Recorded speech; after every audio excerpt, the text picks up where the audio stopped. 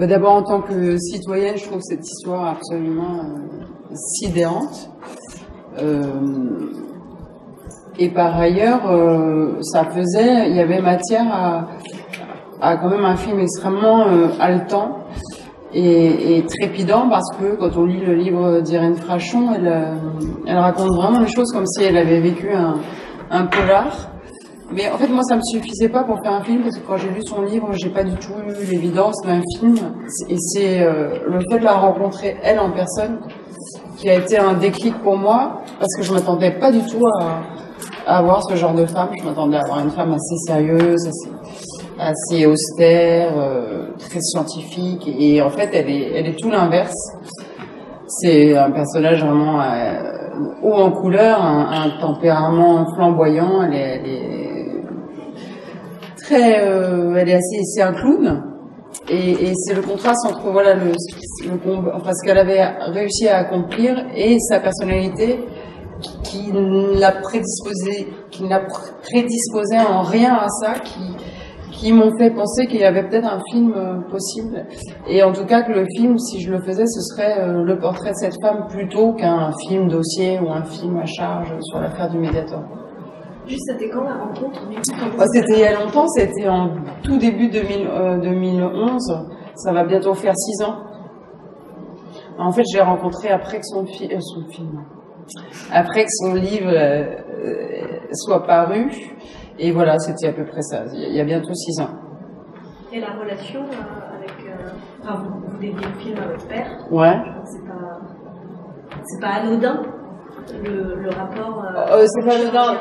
Non, disons, dans tout ce qui m'a donné envie de me lancer dans ce projet, il y a évidemment la personnalité d'Irène Frachon, comme je viens de le dire, le fait que sa cause, je la soutiens, et ça valait le coup de consacrer autant de temps de ma vie à raconter son combat. Et puis d'autre part, moi je suis assez familière du milieu médical parce que je suis fille de chirurgien cardiaque, et que c'était aussi l'occasion pour moi de me plonger dans l'univers médical à travers mon métier, et puis de filmer aussi des scènes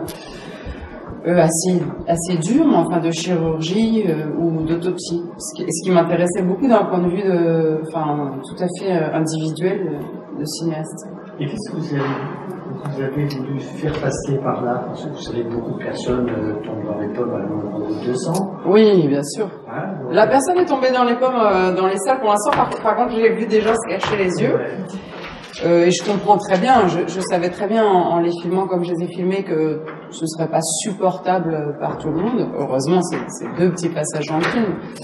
Mais pour moi, il était essentiel que on ne s'en tienne pas pour le spectateur à dire voilà, un médicament détruit les valves du cœur. Parce que quand on a dit ça, en fait, on n'a rien dit, parce qu'on se représente rien du tout.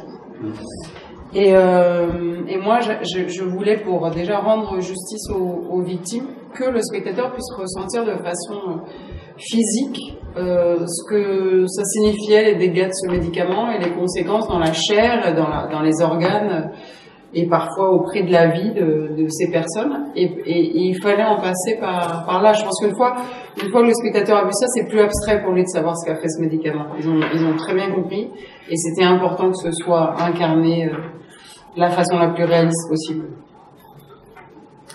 Et finalement, vous faites écho à Réparer les vivants. C'est une intervention.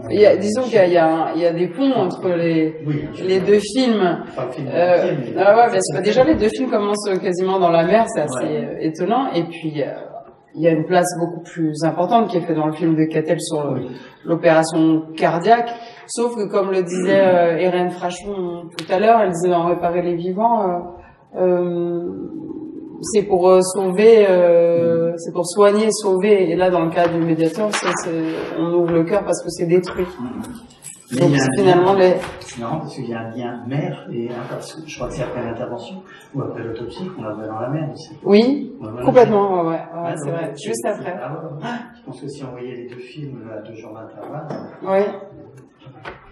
Ouais, c'est étonnant finalement, ils se retrouvent à sortir vraiment de façon consécutive comme ça.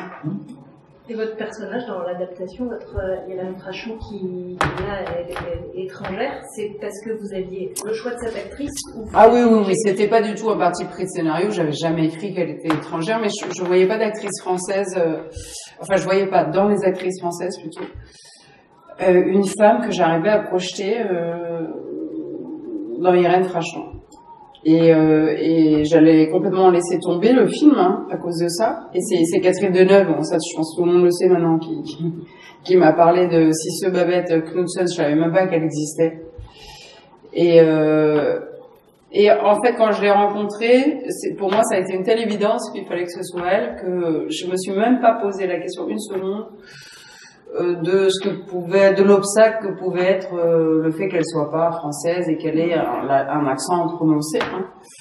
Voilà, il fallait que ce soit elle, et Irène Frachon ne pouvait pas rêver mieux qu'elle non plus, puisque Irène Frachon elle est très fan de la série Borgen, dont elle connaissait bien Cisseux à l'écran, et elle pouvait pas rêver mieux. Donc voilà, tout ça a fait c'est devenu une évidence et qu'on s'est pas posé des questions qui finalement n'en valaient pas la peine, parce que passer le début du film, on peut être surpris qu'elle ait un accent, après on n'y pense plus du tout, c'est le personnage qui compte et qui nous emporte, et puis par ailleurs ça universalise le film encore davantage.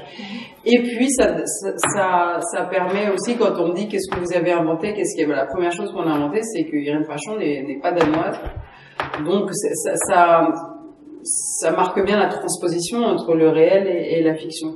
Et quelle liberté justement vous êtes autorisé pour vraiment adapter vous à votre fiction à part celle-là, beaucoup de liberté à travers le personnage incarné par Benoît Magimel et sa relation avec Irène Frachon.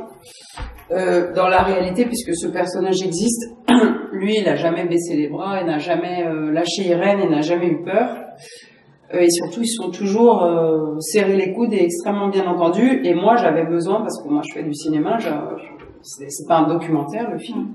J'avais envie et besoin de créer de la tension, des conflits, des séparations, des engueulades, des réconciliations, pour voilà, donner tendre le film et tendre ce lien entre ces deux personnages.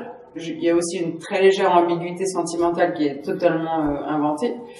Et puis après, c'est, si vous voulez faire rentrer du romanesque, par exemple, c'est vrai que Irène, à un moment, l'affaire a éclaté, et puis sans doute, elle était chez elle, et elle a entendu à la radio, tiens, on parle de l'affaire de Mediator, et elle a changé de chaîne, oui, on parle de l'affaire de Mediator. Bon, ça, c'est pas tellement cinématographique. Après, c'est de faire croire qu'en fait, elle s'est garée, qu'elle était dans la nuit, toute seule, et que tout d'un coup, toutes les radios, elle les entend en même temps, et puis elle se met à pleurer. Voilà, ça, c'est des choses, c'est ce genre de liberté où je suis pas dans l'exacte restitution des faits tels qu'ils se sont passés. En revanche, tout l'aspect technique, médical, scientifique du film est totalement fidèle à la réalité. Toutes les scènes à l'agence du médicament, tout ça est vraiment extrêmement fidèle à ce qui s'est tous les discours ce qui s'est passé. Oui, évidemment, on a simplifié parce que le film, on avait envie qu'il puisse toucher tout le monde et de pas assommer les gens avec des choses techniques. Donc c'est évidemment simplifié et puis condensé. Mais oui, en tout cas l'ambiance qu'on ressent dans ces scènes-là, c'est celle qui était qui a eu lieu. Et est-ce que vous avez tenu à cœur de garder votre marque de fabrique un peu, on voit dans Backstage, Clément, etc. Enfin, peut-être vous la voyez pas, mais le côté malaisant, parce que du coup vous êtes disons que frontal. Je fais les choses à l'instant, donc ce que je fais m'échappe, en principe. Mais surtout, je trouve que c'est très différent de ce que j'ai fait avant, puisque c'est un film de genre, c'est un thriller, j'en avais jamais fait. C'est la première fois que je me frottais à ça, et que dans les films de genre, il y a des codes que ça sert à rien d'essayer de les éviter. Je pense que c'est bien de les assumer, les respecter. Donc un souci d'efficacité, c'est pas du tout quelque chose qui me préoccupe d'habitude. Un rythme effréné, une utilisation de la musique pour renforcer la dramaturgie, un tas de codes, voilà, que j'ai découvert, en fait, que j'ai faisais pour la première fois. Donc j'ai l'impression d'être un peu en terre inconnue, moi, avec ce film-là, plutôt que d'être dans la répétition de ce qui pourrait être, comme vous dites, ma patte. Mais après, évidemment, j'imagine qu'il y a des choses de moi qui, par bonheur, m'échappent et qui, du coup, peuvent résonner avec le reste de mon travail. Mais ça fonctionne, hein, le thriller, puisque, enfin, l'histoire, on la connaît, pour ceux qui s'y intéressent un peu. On la connaît, mais franchement, vous la connaissez pas dans les détails. Bien sûr que non. Donc, je sais ce que vous allez dire, oui, finalement, pourtant vous demandez. Non, parce que soufflé, quoi, donc, moi, ce que je trouve le plus dingue, c'est le mari d'Irène Frachon, donc qui connaît l'histoire, mais par cœur. Il m'a dit que il connaît cette histoire comme sa poche, et en même temps, à chaque scène, il disait « mais qu'est-ce qui va lui arriver, mais qu'est-ce qui va lui arriver, mais qu'est-ce qui va lui arriver ». Donc même lui, qui connaît l'histoire par cœur, il est rentré dans le suspense et du thriller. Donc ça c'était côté rythme, c'était rassurant. Ça marche, hein. Et vous êtes nourri de quel film, de quelle série justement pour... Moi je regarde pas de série. Non, pour nourrir cet aspect film de genre. J'ai revu tous les films d'investigation, d'enquête, les grands films américains. Les Américains sont les maîtres là-dedans. Je les ai tous revus à un moment ou à un autre pendant les 6 ans où le film s'est élaboré. Mais pour moi, les 2 grandes références sont Erin Brockovich, évidemment, parce qu'il y a ce personnage féminin ou en couleur aussi qui se bat pour une question sanitaire. On peut rapprocher vraiment les 2 films en ce sens-là. Et puis, Révélation de Michael Mann, qui n'a rien à voir avec... sur le tabac, qui n'a rien à voir avec La fille de Brest, mais que j'ai quand même beaucoup regardé, justement pour des questions de la façon dont il gérait le rythme. Et la façon dont il nous tient en haleine dans une histoire extrêmement complexe aussi. Donc voilà, c'était m'enrichir en fait du savoir-faire des autres. Et d'où vient le titre du film ? Franchement, je sais même plus comment il est arrivé parce que c'est toujours un casse-tête de trouver un titre, et là, on pouvait pas appeler le film Mediator Combien de morts, parce que je pense que personne n'aurait été loin. Mais La fille de Brest, je pense que j'ai dû me dire, c'est peut-être comme ça qu'il l'appelait dans ses commissions parisiennes. La fille de Brest, elle commence vraiment à nous gaver.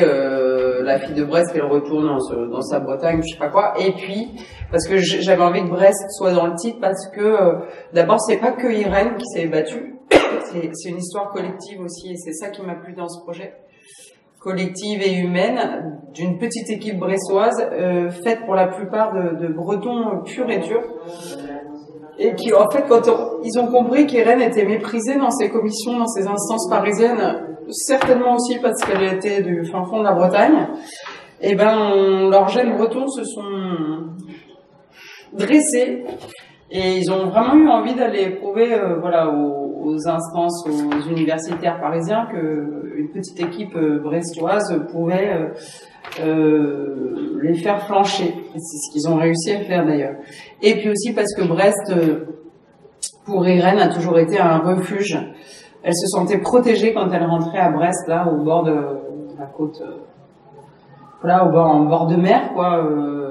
Après tout ce qu'elle subissait à Paris de brutalité, puis de déception, de désespoir, quoi, quand elle a vu que personne ne la prenait au sérieux. Et est-ce que vous, dans la réalisation de votre film, vous avez rencontré des freins de la part de ceux qui ont été mis en cause par l'affaire ? Non, jamais. Jamais ? Non, jamais. Et à ce jour, ni la production, ni moi, on n'a jamais eu de manifestation ou de quelconque pression de la part des laboratoires. Et même l'Agence du médicament, à qui on maltraite un peu dans le film, enfin, tout ce qui est dit dans le film sont des faits avérés, ils peuvent pas le contester. Ils ont eu quand même l'intelligence, l'ouverture d'esprit de nous laisser tourner chez eux, dans les vrais lieux, là où où ces scènes-là se sont déroulées. D'accord. Ouais.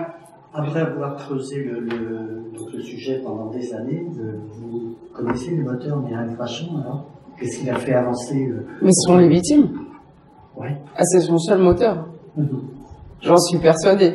Et là, vous la verriez, elle se met à parler des victimes, elle va tout de suite avoir les larmes aux yeux, et la colère va monter.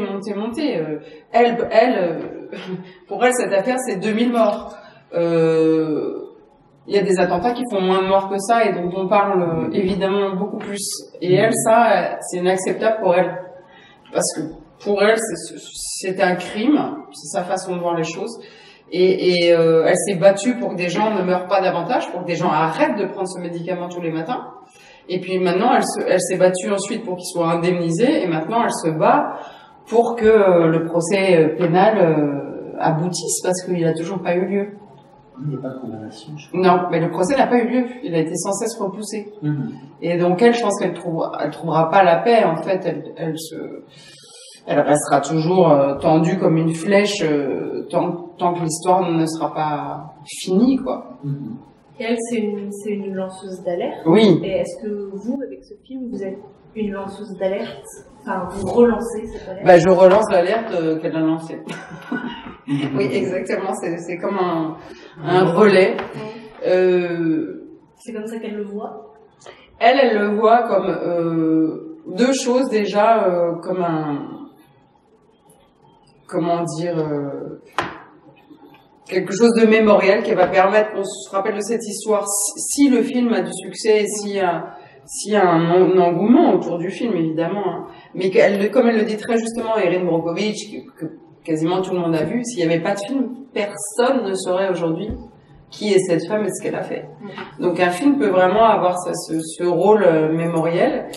Et puis si tout d'un coup on s'aperçoit que le public est intéressé par cette affaire, qu'ils viennent nombreux dans les salles, etc., forcément ça va remobiliser un peu l'opinion publique, redéclencher des débats et peut-être accélérer tout le destin judiciaire de cette affaire. Donc je pense qu'elle espère que le film fasse un peu bouger les choses. Mais pour ça, il faudrait qu'il y ait un succès conséquent. Et adjoint, la journaliste du Figaro, elle est comme ça en réalité? Elle est pire. Elle a un tel bagou? Elle est pire. C'est très drôle parce que elle a pas voulu que, par exemple, elle a un langage assez chartier, elle a pas voulu que dans le film je mette trop de gros mots dans sa bouche, etc., etc. Et puis il y a un de ses collègues du Figaro qui a fait un papier en disant que on était en dessous de la réalité, notamment dans le langage extrêmement vert d'adjoint. Non, adjoint, je pense que Irène Frachon a trouvé son maître. C'est une machine de guerre, mais encore plus redoutable qu'Irène Frachon, je pense. Et Irène Frachon est aussi un petit peu crue, quoi. Ah oui, elle a un langage très fleuri, comme on dit. Oui, elle peut dire des grossièretés. De toute façon, elle a une façon de parler bien à elle. Elle a comment on dit un bagou. Elle a un vrai bagou et des expressions qui n'appartiennent qu'à elle. Et oui, mais c'est quelqu'un qui a un franc-parler qui est très spontané, donc les choses sortent comme ça vient, quoi. Et l'actrice qui interprète Annie Jouan, vous l'avez repérée, c'est vous ou c'est le casting? C'est ensemble. Enfin, c'est oui. Son premier rôle? Oui, c'est sa première fois au cinéma. Elle fait plutôt du chant lyrique, donc elle avait fait des spectacles de chant lyrique. Ah, d'accord. Et c'est la première fois qu'elle tourne. Ouais. Impressionnant. Elle est bien, hein? Et c'est bien Irène Frachon qui fait un caméo dans le couloir de l'hôpital. Ouais, bravo! Ouais. Vous la connaissez, Irène Frachon, alors? Parce que les gens qui la reconnaissent, c'est des gens qui la connaissent. On l'a de dos, on la repère, ouais. Ouais, elle tenait absolument à faire une apparition dans le film. Et moi, je voulais pas parce qu'elle est trop connue. Et j'ai dit, si les gens te reconnaissent, ils vont sortir du film, ça fait blague, c'est pas bien de faire ça. Mais bon, je crois pour lui faire plaisir, j'ai trouvé ce moment où elle pouvait être de dos, et où à moins de la connaître très bien, ou de connaître très bien sa voix, franchement, ça passe inaperçu. Il n'y a pas beaucoup de gens comme vous, qui l'ont vu. Tant mieux, c'est pour lui faire plaisir que j'ai fait ça. C'est pas pour faire un clin d'œil aux spectateurs. Et donc voilà, effectivement, elle passe de dos dans un couloir et elle dit bonjour à Cisseux en disant coucou Irène. Voilà. Elle dit coucou Irène à quelqu'un qui n'est pas elle. Oui, sinon on risquait de comparer alors que là, la chose est acquise. J'ai regardé tout à l'heure les photos et finalement, c'était acquis, c'était Cisseux pour moi et Irène Frachon n'est pas. Ouais. C'est fait. Ouais. Et puis après, quand on voit la photo d'Irène Frachon, on s'en fout. Oui, on s'en fout, voilà, exactement. C'est ça. Et si on les mettait l'une à côté de l'autre, ça pouvait troubler. Et vous êtes du coup à la fois actrice et réalisatrice. Est-ce que cette double casquette vous aide à gérer les comédiens sur le tournage? Comment... Oh oui, c'est sûr. Bah, je sais ce que c'est. Donc, déjà, ils me font pas peur. Déjà, je les traite pas comme des princes et des princesses. On est sur le même pied d'égalité, donc ça me permet de leur dire absolument ce que je pense et puis de je peux tout leur demander parce que ils savent que je sais, en fait, ce que je leur demande, que je sais en quoi ça consiste. Donc ils me font confiance et souvent c'est vrai que les comédiens disent souvent qu'ils aiment bien tourner avec des réalisateurs ou actrices qui sont aussi acteurs ou actrices. C'est bien qu'il doit y avoir quelque chose de supplémentaire, peut-être parfois pour eux dans la façon dont on les dirige. Est-ce que dans vos films, vos personnages sont en quête souvent? Est-ce que c'est quelque chose que vous voulez exprimer dans chacun de vos films ou alors c'est non, il n'y a pas de hasard, mais enfin disons que c'est pas une démarche volontaire ni consciente, mais enfin la vie c'est la quête. Ouais, mais c'est toujours il y a toujours une action, un déclic à la base dans les personnages principaux de vos films qui génèrent justement soit un départ, soit un combat, soit un conflit, voilà quoi. Eh ben, c'est totalement inconscient. Il faudrait que j'analyse ça maintenant. À propos de personnes qui fouillent, Arsène Weber. Ouais. Il y a quelque chose d'inquiétant, quoi. C'est-à-dire qu'on est dans un pays où les choses sont censées être claires. Finalement, c'est une. Bah non, mais enfin, c'est une taupe du bon côté, hein, oui. Ouais. Ça veut dire aussi qu'au-dessus, s'il avait dévoilé ses cartes, ça ne passait pas. Bah, vous avez bien vu que l'agence du médicament n'avait pas été totalement irréprochable dans l'affaire, quoi. Donc, oui, elle a eu un allié ça s'est passé vraiment comme ça? Décisif. Ah ouais. Ah oui. Donc c'est vous qui l'avez américanisé? Non, moi je l'ai américanisé évidemment. Je l'ai américanisé en dramatisant par la musique, par la lumière dans ces scènes-là, parce que c'est pour moi la figure archétypale de Gorge Profonde, quoi. C'est des figures du thriller, de ce type de film.